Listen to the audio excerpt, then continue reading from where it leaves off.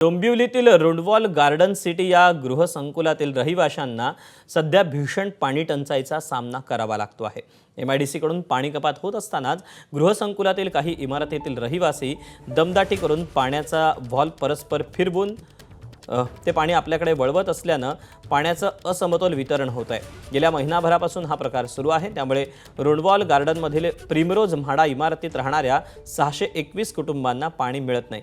पुरेसं पाणी मिळत नसल्याने संतप्त झालेल्या रहिवाशांनी मोर्चाकडून रुडवॉल गार्डनच्या कर्मचाऱ्यांना जाब विचारला। तसंच कार्यालयाबाहेर 6 तास ठिय्या आंदोलनही केलं। आमच्या वाटचं पाणी चोरलं जाते असा आरोप यावेळी रहिवाशांनी केला।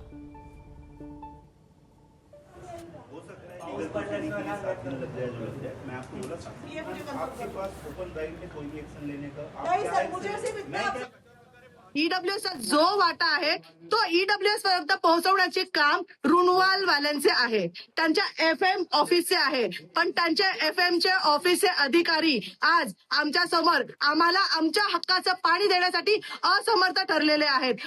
हे लोक आज पाणी येईल, उद्या येईल, आज येईल। मागच्या महिन्याचं बिल आमचं जवळपास 2.5 ते 2 लाख रुपये बिल झाले। 2.5 ते 2 लाखाच्या आसपास बिल झाले। त्यांचे प्रायव्हेट वाले जे आहेत फ्लॅट्स, ते काही लोक जाऊन तिकडे कॉक बंद करतात आणि आमचे लोक जाऊन तिकडे कॉक चालू केलं की आमचे कॉक हे लोक बंद करतात आणि आम्हाला पाणी देत नाहीत। आमच्या वाटेचं पाणी MIDC कडून आम्हाला येतं, मग ते आमचं पाणी ते कुठं जातं ते त्यांना विचारा।